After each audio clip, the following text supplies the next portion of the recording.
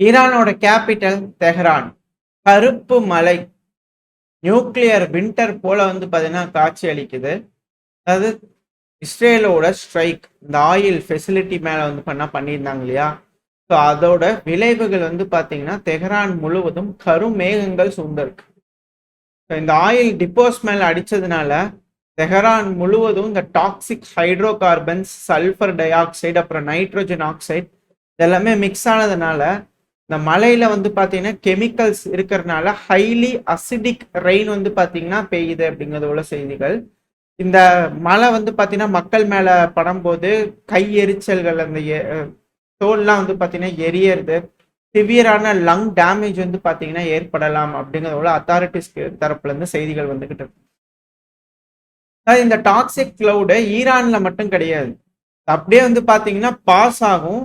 அதாவது Israel America ஈரான்ல attack பண்ணதுனால இந்த காஸ்பியன் சி, நார்த் ஈஸ்ட் இந்த பகுதிகள் எல்லாமே பார்த்தீங்கன்னா அந்த கிளவுட் பார்த்தீங்கன்னா பாஸ் ஆகிறதுக்கு வாய்ப்பு இருக்கு. ஏன்னா அங்க புகை பார்த்தீங்கன்னா போகும்போது வானத்தில் இருக்கும்போது காத்தடிக்கும் போது அப்படியே நகர்ந்துகிட்டே தானே இருக்கும், பாஸ் ஆகும் இல்லையா?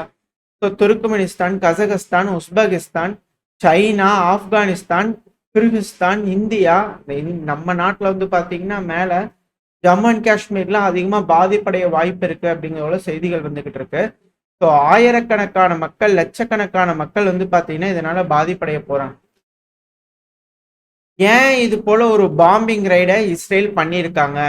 இது மாறி மாறி பண்ணதுக்கு அப்புறம் அப்படி இப்படின்னு ஏகப்பட்ட விஷயங்கள் சொன்னாலும் இது தெரிஞ்சுக்கிட்டே வேணும்னே தான் செஞ்சிருக்காங்க அப்படிங்கிற பல அனலிஸ்டுகளோட கருத்துக்கள். காரணம் என்ன அப்படின்னா, ஈரான் இப்ப அவங்களோட சுப்ரீம் லீடரை பாத்தீங்கன்னா எலெக்ட் பண்றாங்க. ஸோ அதோட அறிவிப்பு அப்படிங்கும்போது இந்த அளவுக்கு கருமேகங்கள் அன்னைக்கு ஈரானே பிளாக்கா மாறுது அப்படிங்கிறது போல ஒரு பிம்பம். சைக்காலஜிக்கல் வார்ஃபேர்ல பாத்தீங்கன்னா இவங்க தரப்பு பிளே பண்றதுக்காக இது போல செஞ்சிருக்காங்களா அப்படின்ற கேள்விகள். இது எப்படியோ இது போல ஒரு இன்சிடென்ட் நடந்துருச்சு. ஆனா ஈரான் தரப்பு எந்த ஒரு டிலேயுமே இல்லை. அவங்களோட புது சுப்ரீம் லீடர் மொஜ்தபா கமேனி அவர்கள், அலி கமேனி அவர்களோட 2வது பையன், ஸோ பாத்தீங்கன்னா சுப்ரீம் லீடரா மாறி இருக்காங்க அப்படிங்கிற செய்திகள் வந்துகிட்டு இருக்கு. என்னதான் குண்டுகள் போட்டாலும், இந்த அளவுக்கு மோசமான வெதர் இருந்தாலும் மக்கள் தொடர்ந்து வீதிகள்ல தற்போதைய ஆளுகின்ற அரசாங்கத்துக்கு, ஈரானுக்கு உறுதியோட பாத்தீங்கன்னா சப்போர்ட் கொடுத்துக்கிட்டு இருக்காங்க. மக்கள் எல்லாம் செலிப்ரேட் பண்ண ஆரம்பிச்சிருக்காங்க. கமேனி அவர்கள் வந்திருக்காரு அப்படிங்கிறது போல 3வது supreme leader Islamic republic of ஈரானுக்கு பாத்தீங்கன்னா முஜ்தபா கமேனி அவர்கள் அப்படிங்கிறது போல இந்த இக்கட்டான சூழ்நிலையில பாத்தீங்கன்னா இருக்காரு. இதுக்கப்புறம் தலைவர் இருக்காரு, இவருக்கு கீழே ஐஆர்சிஜி பண்ணா கட்டுப்படுமா அப்படின்ற கேள்விகள். ஸோ இதுக்கப்புறம் மொசைக் டிஃபென்ஸ் ஈரான்ல எப்படி வேலை செய்ய போகுது, இதுக்கப்புறம் தொடர்ந்து இதே போல தாக்குதல் இருக்குமா, இல்லை என்ன மாதிரியான வியூகங்கள் அமைக்க போறாங்க அப்படிங்கிறது பார்க்கணும். ஸோ சிமிலர் அட்டாக் பார்த்தீங்கன்னா எந்த ஒரு தொய்வும் இல்லாம இந்த எலெக்ஷன் எடுக்கிறது, ஓட்டெடுப்பு இதெல்லாம் ஒரு சைட் நடந்தாலும் சிமிலரான ரெஸ்பான்ஸ் சொல்றது போலவே இப்ப செய்ய ஆரம்பிச்சிருக்காங்க. திரும்பவும் ஈரான் ஒரு பவர்ஃபுல்லான ஸ்ட்ரைக் பெஹ்ரின் மேல பண்ணிக்கிறாங்க. அமெரிக்காவோட 5வது நேவல் ஃபிளீட் பெஹ்ரின்ல இருக்கு இல்லையா? ஸோ அந்த பகுதிகளில் திரும்பவும் டார்கெட் வச்சிருக்காங்க. ஹெவியான இழப்புகள் ஏற்பட்டிருக்கு. இந்த பகுதி ஆல்ரெடி தாக்குதலுக்கு உட்பட்டிருந்தது, ஹெவியான சேதங்கள் ஏற்பட்டிருக்கு, சேட்டலைட் இமேஜஸ்லாம் வந்திருந்தது. இருப்பினும் திரும்பவும் ஏன் ஈரான் இது மேல அட்டாக் பண்றான்னா, இங்க இருக்கக்கூடிய ஆயில் கம்பெனி பேப்கோ அப்படிங்கிற ஆயில் கம்பெனி மேல அட்டாக் பண்ணிக்கிறாங்க. அங்கேயும் கருமேகங்கள் பாத்தீங்கன்னா சூழ ஆரம்பிச்சிருக்கு. கேபிட்டல் மனாமா, பெஹ்ரினோட கேபிட்டல். ஈரான் மேல அட்டாக் பண்ணது போலவே ஈரான் இப்ப பெஹ்ரின்ல அட்டாக் பண்ண ஆரம்பிச்சிருக்காங்க. இது ஒரு பவர்ஃபுல்லான ஸ்ட்ரைக் பெட்ரோலியம் கம்பெனி மேல, பிஏபிசிஓன்னு சொல்லுவாங்க, பெஹ்ரின் பெட்ரோல் கார்பரேஷன். ஸோ இது ஒரு பதிலடி. இது பார்த்தீங்கன்னா அமெரிக்கா கண்ட்ரோல் இருக்கக்கூடிய ஒரு இதுதான். ஸோ இதை பார்த்தீங்கன்னா ஈரான் தாக்குதல் பண்ணும்போது அங்கே இருக்கக்கூடிய பெஹ்ரின்ல இருக்கக்கூடிய பேட்ரியாட் ஏர் டிஃபென்ஸ் சிஸ்டம் தடுக்கலான்னு ட்ரை பண்ணியிருக்கு. பட் அதுக்கே பார்த்தீங்கன்னா பிடிக்கல. அதனால அதுவே மால் ஃபங்க்ஷன் ஆயிடுச்சு. அதுவே போய் பார்த்தீங்கன்னா கிராஷ் ஆயிருக்கு பக்கத்துலேயே. ஸோ இது உக்ரைன் பிரச்சனையிலேயே பார்க்கறது தான். இந்த பேட்ரியாட் ஏர் டிஃபென்ஸ் சிஸ்டம் பண்ணால் ஐயோ என்னைய விட்டுருங்க அப்படிங்கிறது போல யார் லான்ச் பண்ணுறாங்களோ அங்கேயே பக்கத்துலேயே போய் விழுந்து சேதங்கள் ஏற்படுது அப்படிங்கிற நம்ம செய்திகள் பார்த்துருப்போம். ஸோ திரும்ப பேட்ரியாட்டோட ஃபெயிலியர் அப்படிங்கிறது தொடர்ந்து அந்த லிஸ்ட்ல ஆட் ஆகிட்டே இருக்கு. இப்ப உச்சக்கட்ட பதட்டத்தில் இருக்கக்கூடிய இந்த சமயத்துல, ஏன்னா கருமேகங்கள் இது போல சூழுது அப்படின்னா ஈரான்ல இவங்களும் இதுக்கப்புறம் ஆயில் இன்ஃப்ராஸ்ட்ரக்சர் டிப்போஸ் இதுக்கப்புறம் இறக்கம் இல்லாமல் அடிக்கிறாங்க அப்படின்னா கண்டிப்பா மிடில் ஈஸ்ட் முழுவதும் இது போலதான் இருக்கும் அப்படிங்கிற மாற்றுக்கத்துல பல லட்சம் மக்கள் மிடில் ஈஸ்ட்ல நம்மளோட ஆளுங்களும் நிறைய பேர் இருக்காங்க, பல நாடுகளோட நபர்கள் இருக்காங்க. ஸோ அமெரிக்காவோட யுத்தத்துல வந்து பாத்தீங்கன்னா அன்வான்டான யுத்தத்துல பல நபர்களும் பாதிப்படைவாங்க அப்படிங்கிற மாற்றுக்கத்துல. இதுல இந்த டைம்ல வந்து பண்ண ரஷ்யாவோட லேப்ரோ அவர்கள் அராப் அம்பாசிடர்ஸ் இருக்கும்போது மீட்டிங்ல கேட்டாங்க, மாஸ்கோ நீங்க ஏன் வந்து ஈரானை ப்ரெஷர் பண்ணி டீஎஸ்கலேட் பண்ண சொல்லக்கூடாது அப்படிங்கிறது போல. அப்படியே மூஞ்சில் அடிச்ச மாதிரி அப்படிலாம் பண்ண முடியாது, அதெல்லாம் செய்யவே முடியாது. நீங்க என்ன கண்டாம் பண்ணீங்களா? குழந்தைகள் மேல குண்டை போட்டு கொண்டிருக்காங்க. பெஹ்ரின் நீங்க ஏதாவது சொன்னீங்களா? ஐநா சபையில போய் உட்காந்துட்டு ஈரானை ரிட்டாலியேட் பண்ணது கண்டம் பண்றீங்களே, நீங்க அமெரிக்காவும் இஸ்ரேலும் ஈரான் மேல அட்டாக் பண்ணதுக்கு இனிஷியேட் பண்ணதுக்கு கண்டம் பண்ணீங்களா? நான் மட்டும் ஏன் பண்ணணும்? பண்ண முடியாது போங்க அப்படிங்கிறதுனா லேவர் அவர்கள் நேரம் அப்படியே கொஞ்சம் பளிச்சுன்னு வச்சு அனுப்பியிருக்காரு. அராப் கவுன்சிலுக்கு வந்து பாத்தீங்கன்னா இது ஒரு மிக பெரும் அளவுல இடியா இருக்கும். அடுத்தது இவங்க என்ன சைனா கிட்ட போவாங்களா அப்படிங்கிறது போல இருக்கு. அவரு சாணியில முக்கி வச்சிருக்காங்க ஜின்பிங் அவர்கள். வந்தானே எடுத்து காமிச்சு அனுப்பிடுவாரு. ஸோ அடுத்தது நம்ம சைடில் வந்தால் கண்டிப்பா நம்ம சைடில் சப்போர்ட் இருக்க போறதில்ல. ஏன்னா எஸ்கலேஷன் ஆயிடுச்சு. அரபு நாடுகள் முடிவெடுக்கக்கூடிய தருணம். அவங்களோட இன மக்களுக்கு அவங்க கூட நிக்க போறாங்களா, இஸ்லாமிய மக்களோட இருக்க போறாங்களா, இல்ல அமெரிக்கர்களோட கை கோர்த்துக்கிட்டு திரும்ப இது போல அட்டாக் பண்ண போறாங்களா, அது அவங்க எடுக்கக்கூடிய முடிவுகள் அமெரிக்காவோட ஆயுதங்கள் எந்த அளவுக்கு மிடில் ஈஸ்ட்ல ஏற்படுத்தி இருக்கு அப்படிங்கிறது பார்த்தாச்சு. இதுக்கப்புறம் அவங்க என்ன மாதிரியான முடிவுகள் எடுக்க போறாங்க. இப்படி இருக்கக்கூடிய சமயத்துல அப்பாஸ் அக்ராச்சி அவர்கள் ஈரானோட ஃபாரின் மினிஸ்டர் பல விஷயங்கள் சொல்லியிருக்காரு. அதாவது வெளிநாட்டில் இருக்கக்கூடிய எந்த ஒரு நபர் வந்து எங்க நாட்டில் இருக்கக்கூடிய சுப்ரீம் லீடரோட செலெக்ஷன்ல யாரும் வந்து எதுவும் பண்ணலாம் முடியாது, பண்ணவும் வேண்டியதில்லை, நாங்க பார்த்துக்கோ எங்களுக்கு அப்படிங்களா அவர் தப்புன்னு சொல்லிக்கிறாரு. ஏன்னா அமெரிக்காவோட டொனால்டு ட்ரம்ப் அவர்கள் சொல்லியிருந்தார் இல்லையா, அலி கமேனி அவர்களோட சக்சஸரை சூஸ் பண்றதுல நான் இருக்கணும் அப்படிங்கிறது போல. அது முடியாதப்பா நாங்க செலக்ட் பண்ணிட்டோம் அப்படிங்கிறது போல அப்பாஸ் ஆராய்ச்சி அவர்கள் வந்து பண்ண சொல்லியிருக்காங்க. அது மட்டும் இல்லாம அப்பாஸ் ஆராய்ச்சி அவர்கள் ஒரு போஸ்ட் போட்டுக்கிறாரு, லின்சே கிரஹாம் அவர்களை மேப் பண்ற மாதிரி. யார் இந்த லின்சே கிரஹாம் அவர்கள் அப்படின்னா நம்ம சேனலை தொடர்ந்து பார்க்குறவங்களுக்கு தெரியும், நம்ம திரும்ப திரும்ப சொல்லக்கூடிய ஒரு நபர் தான். ரஷ்யன்ஸ் ஆர் டையிங் அப்படிங்கிறது வந்து பார்த்தீங்கன்னா ஒரு விஷயம் வரும், உக்ரைன்ல உட்காந்து பேசுவாரு. ஸோ அந்த டைம்ல the best investment we ever made, America ever made அப்படிங்கிறத சொல்லியிருப்பாரு லின்சே கிரஹாம் அவர்கள். அது ரொம்ப பெரிய பேசுபொருளாக மாறிச்சு. அதுக்கப்புறம் யாரோ எடிட்டிங் பண்ணி போட்டாங்க அப்படிங்கிறத வந்து பார்த்தீங்கன்னா சொல்லியிருப்பாங்க. ஸோ லின்சே கிரஹாம் அவர்கள் அதுக்கப்புறம் மறுப்பு தெரிவிச்சிருந்தாரு, இல்லை நான் அப்படி சொல்லலை அப்படிங்கிறது போல. பட் ஆனால் இன்வெஸ்ட்மெண்ட் அவர் பண்ணிக்கிறாரு, அமெரிக்காவோட இன்வெஸ்ட்மெண்ட் அப்படிங்கிற போல பார்த்துருக்காங்க. ஸோ எந்த அளவுக்கு அவர் ரஷ்யாக்கு எகெயின்ஸ்டான ஒரு நபர் அப்படிங்கிறது வந்து பார்த்தீங்கன்னா நம்ம சேனலில் பார்க்குறவங்களுக்கு தொடர்ந்து தெரிஞ்சிருக்கும். ஏன்னா இவர் அது போல விஷயங்கள் செய்வார். ஜெலன்ஸ்கி அவர்கள்கிட்ட கூட வந்து பார்த்தீங்கன்னா போய் ஒரு விஷயம் சொல்லுவார், வீடியோ பதிவுகள் நம்ம ஷேர் பண்ணியிருப்போம். அந்த டைமில் அதாவது உன் நாட்டில் இருக்கக்கூடிய வளங்கள்லாம் அமெரிக்கா கொடுத்துருப்பா, அதுக்கப்புறம் அமெரிக்காவோட அதிபர் டொனால்ட் ட்ரம்ப் அவர்களோட பொறுப்பு அந்த பகுதியை வந்து காப்பாற்றணுங்கிறது. உனக்கு செக்யூரிட்டி கேரண்டி வேணும்னா கொடுத்துரு, கேட்கறது கொடு அப்படிங்கிற சொல்லியிருப்பாரு. அதுக்கப்புறம் இந்த மினரல் டீல்லாம் கையெழுத்தாச்சு. சரி ஓகே, அது கதை.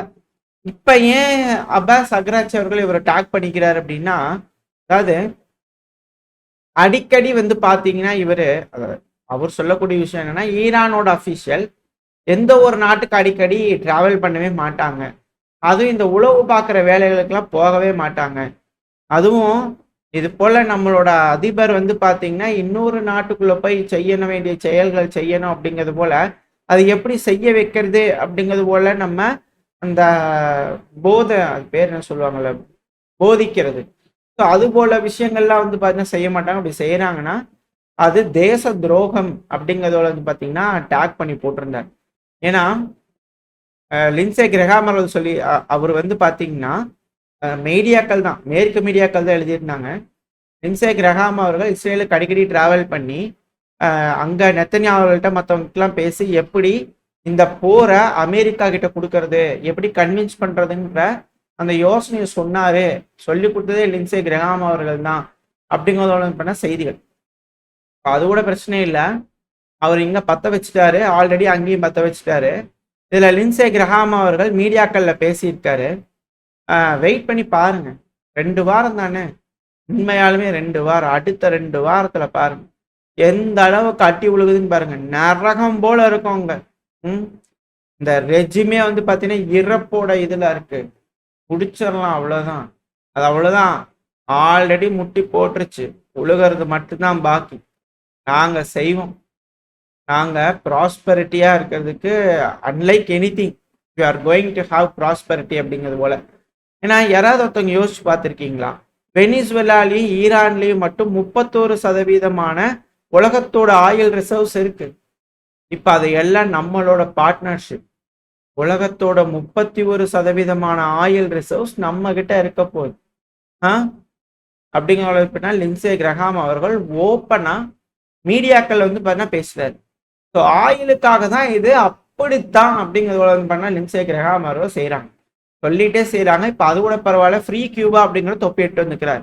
இவர் தான் மேக் ஈரான் கிரேட் அகைன் தொப்பி எட்டு வந்தாரு. இப்போ கியூபா கிரேட் அகைன் அப்படிங்கிற தொப்பி எட்டு வந்துக்கிறாரு. சீக்கிரமா நடக்கும், இதெல்லாம் நாட்கள் தான், கியூபா லிபரேட் ஆகும் அப்படிங்கிற இவரு சாலிடா நம்பியிருக்காரு. ஸோ நம்ம சைட்ல மீமெல்லாம் வந்து பாத்தீங்கன்னா அதிகமா பரவிட்டு இருக்கு. யாராவது இவங்க கிட்ட சொல்லி ஸ்டாப் பண்ண சொல்லுங்களேன்ப்பா. இவர் அடுத்தது கியூபாங்கிறாங்க, அடுத்தது அவங்கன்றாங்க அப்படிங்கிறது போல. அது கூடவே நார்த் கொரியாவோட கிம்ஜாங் அவர்கள்லாம் டேக் பண்ணிட்டு இருக்காங்க, அதிகமா ட்ரெண்ட் ஆகிட்டு இருக்காங்க. நம்ம அவர்களை என்னன்னு போய் கேட்டுவாங்க கிம்ஜாங் அவர்களை அப்படிங்கிறது போல. ஏன் இதை நான் சொல்றேன் அப்படின்னா, அடுத்தது அப்படி எதுவும் நடந்துடக்கூடாது இல்லையா? நடந்துருமோ என்னமோ தெரியல, கிம்ஜாங் அவர்கள்கிட்ட போய் எதுவும் வச்சுக்க கூடாது இல்லையா? ஸோ அதனால இப்ப சவுத் கொரியா தரப்புன்னு என்ன சொல்றாங்கன்னா, நம்ம அமைதியாயிடலாங்களா, அமைதியை டிக்ளேர் பண்ணிடலாம், நம்ம யூனிஃபை பண்றோம், நம்மளாம் ஒற்றுமை, எதுக்கு ஒரு நாடா இருக்கணும் அப்படின்ல, எதுக்கு இத்தனை நாளா சீஸ்ஃபயர்ல தான் இருக்குது, இதை முடிச்சுக்கலாமே. நீங்க அங்கேயே வாழ்ந்து பழகிட்டீங்க, நாங்க இங்கேயே வாழ்ந்து பழகிட்டோம். அதனால சியோலான நாங்க என்ன சொல்றோம் அப்படின்னா, நாங்க ஒரு சிக்னல் தரோங்க. 1953 ஒரு ஆர்மிஸ்ட்ரிஸ் சைன் பண்ணோம். இப்ப அது வந்து பாத்தீங்கன்னா முடிச்சிடலாம், பீஸ் டிக்ளரேஷனே பண்ணிக்கலாம். எதுக்கு நம்மளுக்கு சீஸ் ஃபயர்லாம் வச்சுக்கிட்டு, நம்ம கொரியா போற முடிச்சிடலாங்க, போர் வேண்டாம். அதனால அமைதிக்கான பாதையில போறதுக்கான அடிப்படையான வேலைகளை செய்ய ஆரம்பிப்போம். அமைதி பூங்காவா கொரியன் பெனின்சுலா மாறட்டும் அப்படிங்கிற தெற்கு கொரியா வந்து பாத்தீங்கன்னா வடகொரியா கிட்ட அமைதி பேச்சுவார்த்தைக்கு புறா அனுப்பியிருக்காங்க. ஏன்னா ஈரான் கிட்ட அணு ஆயுதம் இல்லை, பெருசா எதுவும் சப்போர்ட் இருக்கிற மாதிரி அந்த மாதிரி எதுவும் இல்லை. ஆனா இங்க நார்த் கொரியாவுக்கு வந்து பாத்தீங்கன்னா 2 வல்லரசு நாடுகள், இப்போ ஒன்னு சீனா, இன்னொன்னு ரஷ்யா. அந்த டைம்ல இறங்கினாங்க, இப்ப திரும்பி இறங்குவாங்க அப்படிங்கிற மாற்று கருத்து இல்லை. ஏன்னா அவங்களோட பார்டர் அது சீனாக்கு வந்து பாத்தீங்கன்னா தலையாய கடமை, நார்த் கொரியான்னு ஒண்ணு இருந்தே தீரணும் அப்படிங்கிறது தலையாய கடமை. அதனால ஏன்னா பஃபர் ஜோன் நார்த் கொரியால வந்து பண்ண உதவுவாங்க அப்படிங்கிறது எல்லாத்துக்கும் தெரியும். அவர்கிட்ட ஆல்ரெடி எல்லா ட்ரோன் இருக்கு, போர் பயிற்சி எடுத்துக்கிறாங்க, லேட்டஸ்ட் ஆர்மி டெக்னாலஜி என்ன ஏதுங்கிறது கிம்ஜாங் அவர்களுக்கு தெரியும். அதிகப்படியான ஆயுதங்கள், டெஸ்ட், சோதனை, பல விஷயங்கள் வந்து பாத்தீங்கன்னா நடந்துட்டு இருக்கு. இதுல இன்னொரு ஒரு ஃபேமஸான ஒரு மீம் கூட பார்த்தேன். அதோ தெரியுது பாரப்பா ஒயிட் ஹவுஸ், உங்க பொண்ணுகிட்ட கிம்ஜான் அவர்கள் சொல்ற மாதிரி, தெரியுதா ஒயிட் ஹவுஸ், அவர் மட்டும் நம்ம மேல கை வச்சா அது இதுக்கப்புறம் ஊ ஹவுஸ் அப்படிங்கிறதோட வந்து பாத்தீங்கன்னா அது போல இப்ப ஆகி போயிடக்கூடாது இல்லையா? ஸோ அதனால சவுத் கொரியா ஃபார்ம்லாம் அமைதியாயிருந்தாங்க அப்படிங்கிறதோட வந்து சொல்லியிருக்காங்க. இப்போ மன மாற்றம் சவுத் கொரியா கிட்ட தெரியுது. இதெல்லாம் அப்பவே பண்ணியிருந்தாங்கன்னா இத்தனை நாளா இந்த மாதிரி சண்டைகள் தேவை இருந்திருக்காது, தேவையில்லாம குப்பைகளை மாறி மாறி ஏவிட்டு இருந்திருக்க மாட்டாங்க. பரவாயில்ல, இப்ப சவுத் கொரியா ஒரு மனமாற்றம் அடைஞ்சிருக்காங்களே, ஈரானே இந்த அளவுக்கு அடிக்கிறாங்களே, நார்த் கொரியா என்ன அடி அடிப்பாங்க அப்படிங்கலாம் அவங்க கொஞ்சம் புரிஞ்சுட்டாங்களா என்னமோ தெரியல. சரி, ஓகே, அமைதி மலர்த்தால் எல்லாத்துக்கும் நல்லது தானே எல்லா பகுதியிலையும். சவுத் கொரியா கேட்ட அமைதிக்கு நார்த் கொரியா ஒத்துக்குவாங்களா, என்ன செய்ய போறாங்க அப்படிங்கிறது பார்க்கலாம். ஓரளவுக்கான தகவல்கள் இந்த பயில நம்ம பார்த்துருப்போம். இந்த பதிவை பத்தி நீங்க என்ன நினைக்கிறீங்க? இந்த பதிவு உங்களுக்கு பயனுள்ளதா இருந்ததுன்னா மறக்காம லைக் பண்ணுங்க, உங்க ஃப்ரெண்ட்ஸ் நம்மளோட ஷேர் பண்ணிக்கோங்க. அது கூட நம்ம சேனல் சப்ஸ்கிரைப் பண்ணலாம், மறக்காம சப்ஸ்கிரைப் பண்ணிக்கோங்க. அப்பதான் நம்ம போடக்கூடிய வீடியோக்களை மதிச்சு யூடியூப் 4 பேருக்கு ப்ரொமோட் பண்ணும். உங்களோட அன்பாதரவை எனக்கு எப்ப இருக்கணும்னு நம்பிக்கலாம். அடுத்த பயில நம்ம சந்திக்க. Very stay safe, by.